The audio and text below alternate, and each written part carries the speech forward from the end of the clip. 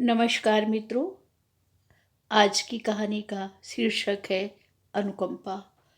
स- समस्त नारी जाति के सम्मान को ध्यान में रखते हुए यह कथा लिखी गई है।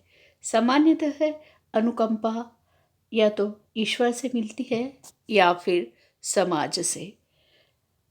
जो अनुकंपा ईश्वर से मिलती है उसे पाकर लोग धन्य होते हैं और भगवान के प्रति अनुग्रहित होते हैं। लेकिन जो अनुकंपा समाज से मिलती है वह एक भार स्वरूप होती है, ऐसा मैं सोचती हूँ। और अब मैं अपनी कहानी शुरू कर रही हूँ। अनुकंपा बस अपनी अबाध गति से चली जा रही थी और लीना अपने विचारों में खोई भविष्य के लिए कुछ सोचने में अपने आप को सक्षम पा रही थी। छोड़ आई थी दुनिया को जहाँ उसने तिरस्कार झेला था, पल पल सांसों में घुटन। एक कप चाय भी पीनी हो तो उसे दूसरों का मुंह देखना पड़ता था। ऐसा नहीं कि शुरू से उसका जीवन ऐसा था।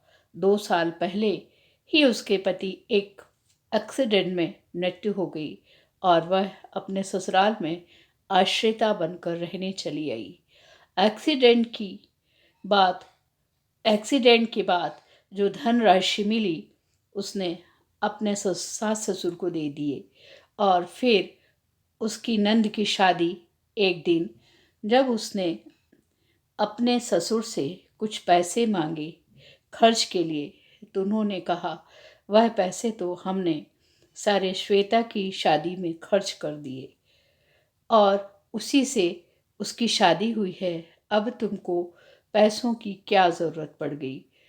तुम्हारी बेटी को उसके चाचा लोग पाल तो रहे हैं ना, और तुमको साड़ी कपड़े तुम्हारे मायके से मिल ही जाते हैं।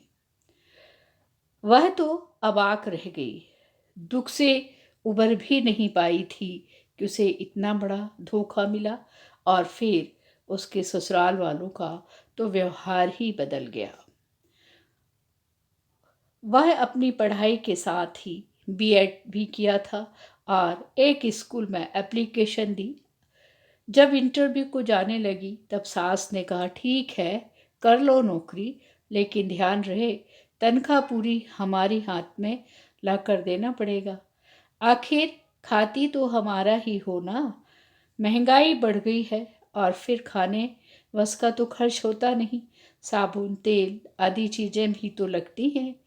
इसी बीच उसने अखबार में सरकारी स्कूल का विज्ञापन देखा और रेज्यूमे दे दिया।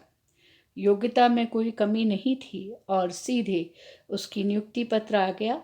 तभी बगल में बैठे बुजुर्ग ने उससे पूछा कहाँ जा रही हो बेटा? जी छतरपुर। अच्छा छतरपुर में कहाँ, किसके घर में? वहीं मैं भी रहता हूँ।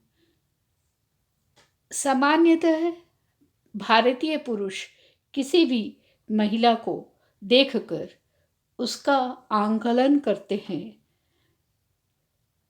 और यही आंकलन करते हुए बोले जी जी मुझे नहीं पता, अभी मैं एक सरकारी स्कूल में शिक्षिका पद पर नियुक्त होकर जा रही हूँ। बुजुर्ग ने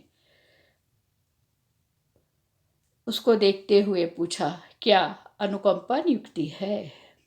यही यही भारतीय पुरुष का दृष्टिकोण होता है।